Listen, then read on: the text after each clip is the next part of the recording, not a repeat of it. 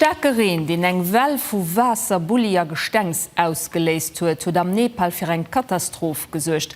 Ganz Dierfer goufen dommer de wäsch gerat, et geht reets vun no bei 100 Dodescher an Hunderte vu Leiit gin nach vermësst durch en viel Touristen.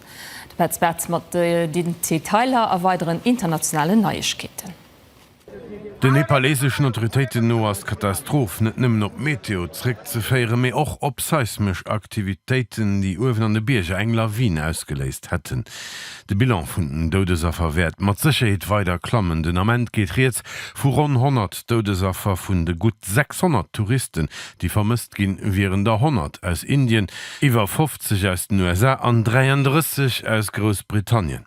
19 Brecke goufen am Dal zersteiert, a gut 40 Kilometer Stroos goufe mat de wäch gerat. Gegent vum Nuwakot-Distrikt an Nepal ass beléift bei Pilger an Trecker. Zu Islamabad a Pakistan si bei engem Feierum Stack vun der Maternité vun engem grosse Spidol op manst 14 Puppelcherem Liewe kom. Kanner lochen op der Intensivstation fir Neugeborener a goufe mat Sauerstoff versuercht, wie d'Feiert Flächen erwëcht hat, wo de Brand komplett ausser Kontroll. Just Puppelche kont mat Zäite vun engem Doktor gerett ginn. De Brandselver ass enger éischter Enquete no op eng Fehlfunktionun vun der Klimaanlage zréck ze féieren. Den israelsche Militär huet zu Gaza City eng zentral attackéiert, mat der Salz aus dem Meereswasser kont gefiltert ginn, fir et zu batternotwendigem Drinkwasser zu machen. Für 50.000 Einwohner aus dem Quartier Sheikh Radwan. Dat neit Wirk, wo recht 5 Deeg lang a Betrieb. Wir hatten net fir un puer Deeg opgemerkt, fir de Leute ze hëllefen, sodass se propert Wasser hätten. Lo goufet zersteiert an Israel behabt, et ihre Waffenhai verstoppt ginn.